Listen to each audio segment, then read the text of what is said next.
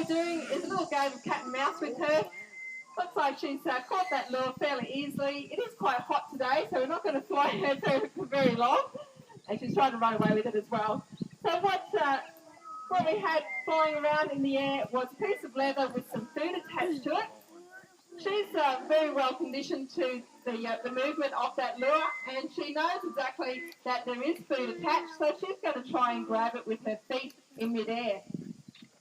Now you would have seen that we pulled the lure out pretty quickly. Jenna didn't let her catch it straight away. She had to do a little bit of flying for her reward.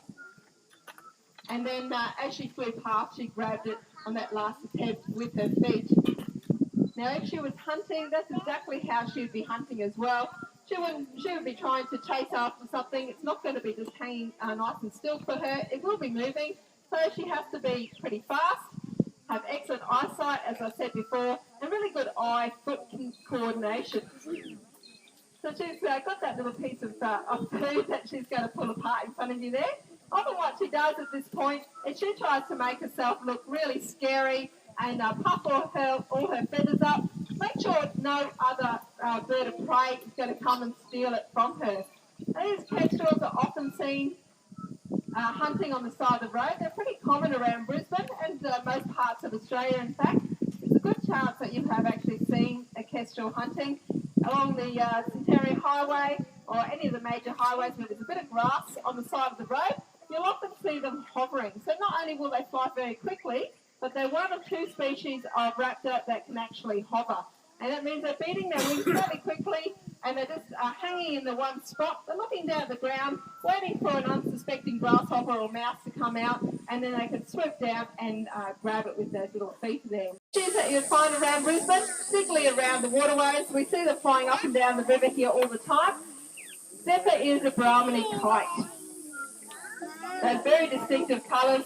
They can pretty easy to pick out when they're flying about because you can see that red or browny colour under their wings as they're flying around. These guys, I said, are found mainly around the waterways and the beaches, so they are going to be fishing, and they, just like all the raptors, are going to be using their feet to grab those little fish. They're also pretty commonly seen harassing other birds, other seabirds, and stealing food from them. So they're really cheeky little birds. Now, Zephyr is not going to be flying very close to you. This is actually fairly close for him. He's going to be doing all of his flying just a little bit further away because he is actually from the wild. He's a little bit nervous, as all wild birds are, of people when they're not used to them.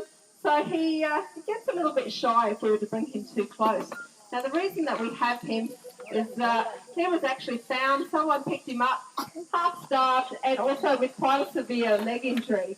So what we think has happened is that he's had fishing wire wrapped around his leg, probably from when he was a chick, and that became tighter and tighter as he grew, cut off the circulation to his feet. And as I said before, they do need those feet to be working in excellent condition to be able to catch their food. So this is one that's commonly seen around the world. This is actually a barn owl. So if you're from United States or from England and you've seen barn owls and you know that they're a bit bigger than this, don't be mistaken. This is actually the smallest species of barn owl, the top species of a barn owl. And being in Australia where we don't have those harsh winters that you find in other countries, there's no reason for them to be terribly big. Now this is Milo, and I think out there is Lani. Both of these are female barn owls. Now what you'll notice about these owls, first of all, is that beautiful heart-shaped facial disc. And that actually acts in a very specific way. When they're out hunting, they're not only looking down at their prey, looking for something scurrying around like a mouse, they're actually listening as well. They have got excellent hearing. When Milo is on my glove, and it's nice and quiet, she could actually hear my heart beating. So a tiny little mouse scurrying around underneath a layer of snow or in the grass, they're going to be able to detect that. The sounds are actually transferred along those facial feathers, and you can see she's got a face a bit like a satellite dish. This is a barking owl. His name is Schnapps. Now, the reason they call it a barking owl is because their signature call is actually a double hoot.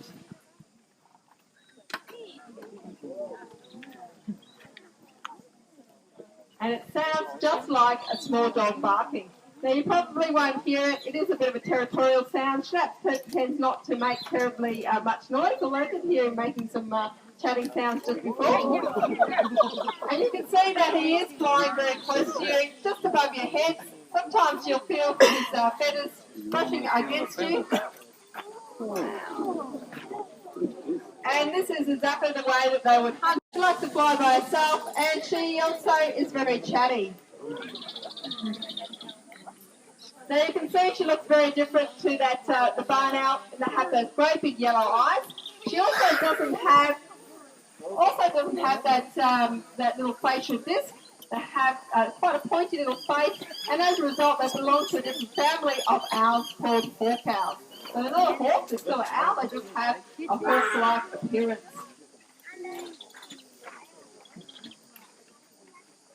No, they're barking owls. So we used to have barking owls around Brisbane.